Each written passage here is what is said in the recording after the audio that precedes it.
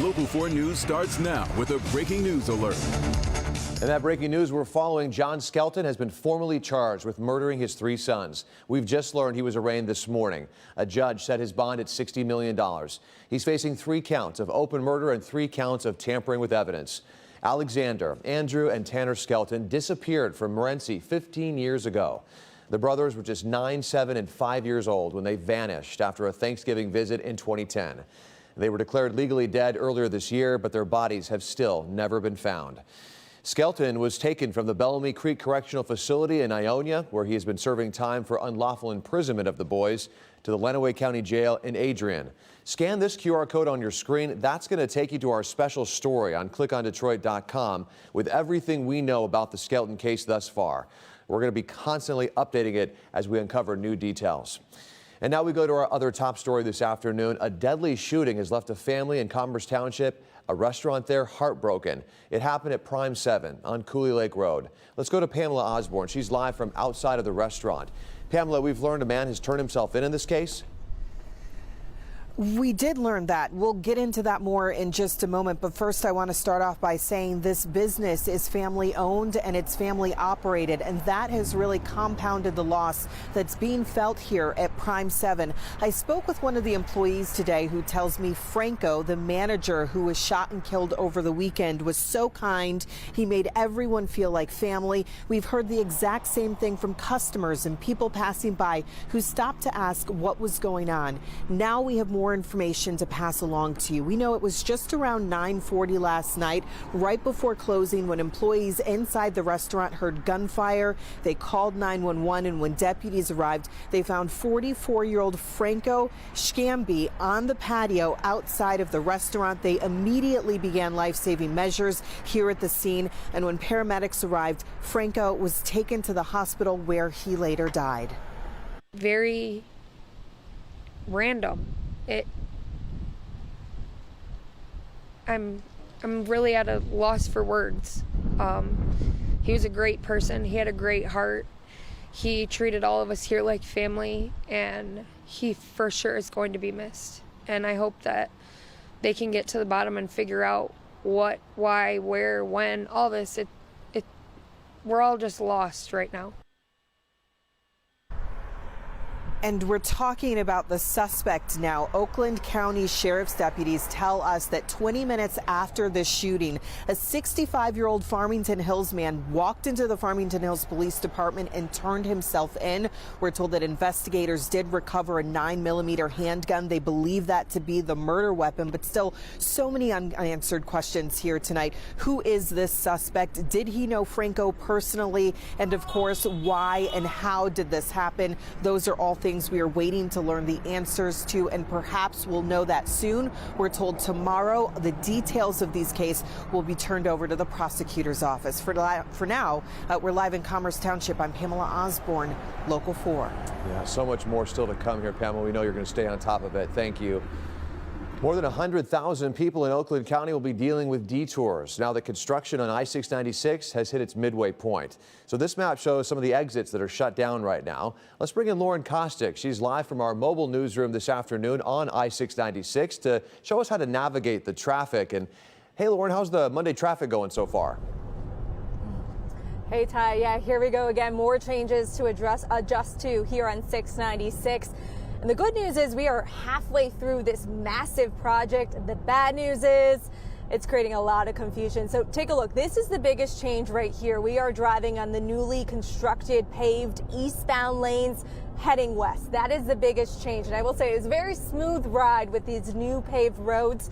But this is the biggest change we're dealing with from 75. We're just past the zoo near Royal Oak, heading westbound right now. The other big change is, of course, these ramp closures. That's what's adding to a lot of the confusion, having people adjust their routes. A lot of the main ones will remain open. So 75, Woodward, Southfield, the Lodge, those closures, most of the closures, all the other ramps, they will remain closed, and that will last until about fall 2026 for a while. And this whole reconstruction route, that will allow the crews to work on the eastbound lanes, which still need to be done for the remainder of the year. But right now, if you take a look, traffic is moving smoothly. A lot of people finding alternate routes if they need to. Other people just going about their way, heading home from work. But so far, so good. And I know this is very confusing. There's a lot to this. So on our website, Click on Detroit, we have the timeline, we have maps of those closures and ways to get around all of this mess. But again, the good news is we are now halfway through this project. Reporting on 696, Lauren Kostick, Local 4. Yeah, love the positive perspective. Lauren, thanks for the update. Appreciate it. All right, let's take a live look at Southfield right now. You can see the people on the road here trying to get home. Temperatures are in the mid-40s right now. We're seeing more sun than clouds today. Let's get it over to former meteorologist Kim Adams. It's definitely a beautiful day out there, but on the chillier side. It is a little bit chilly, but tomorrow is going to be downright sloppy. One of those rain-snow mixes that most people just don't like. You'd rather either have it just, snow altogether or nothing at all. But tomorrow's just going to be that rain-snow mix for us. So enjoy the sunshine. If you have errands to run and things like that, you'll want to get that done tonight rather than tomorrow. 45 in Detroit, 44 in Ann Arbor, a chilly 41 in Pontiac. So definitely below average. And also we've got some wind to contend with coming out of the west at about 19 to 22 miles per hour. So low temperatures tonight drop below freezing, 27 out at Metro Airport, 26 in Pontiac, 27 in Mount Clemens. The reason this is important is that we have some moisture coming in the morning sometime after about 4 a.m. And once it does, the temperature is going to play a key role in what it comes down as, whether it's light snow or kind of a mix of rain and snow. And that's something we're going to be talking about here over the next 12 hours.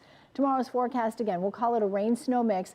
Light, it's not a heavy amount, but definitely kind of a sloppy day for us with temps in the upper 30s. We'll talk more about the morning commute coming up. All right, Kim. Thank you.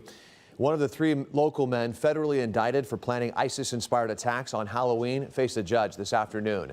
Ayob Nasser was arraigned this afternoon, and the Detroit News is reporting that Nasser asked the judge to suppress some evidence. Investigators say the 3 men targeted LGBTQ bars in Ferndale as well as Cedar Point. FBI agents found several weapons during raids in Dearborn and Inkster. Nasser and the other 2 men are in jail as the case is moving forward, and we're going to stay on top of it for you and bring you the latest as it comes in. A Detroit man accused of sexually exploiting young children could spend decades in federal prison. Prosecutors say 27-year-old Joshua Brown Hill targeted girls as young as 10 years old on Snapchat. He was arrested in West Bloomfield last year after an officer found him with a 12-year-old girl at Pine Lake Park. Federal investigators later found years of messages where he demanded explicit photos and videos from at least 5 different children.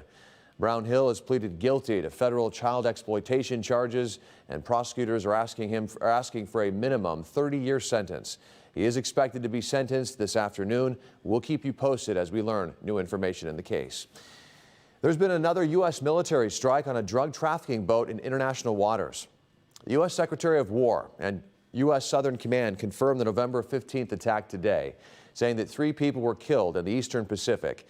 NBC News has not independently confirmed the strike yet. This marks at least the 21st strike on suspected drug boats during the president's second term. Today is the day that millions of people have been waiting for in Michigan after the historic government shutdown has now lifted. Here's a live look at Capitol Hill right now, where lawmakers are debating the rules about SNAP benefits. People should get their full benefits today after weeks of waiting for them. The Agriculture Secretary wants to change the program. The details are unclear at this point, but people could be forced to reapply. This already happens every 6 to 12 months.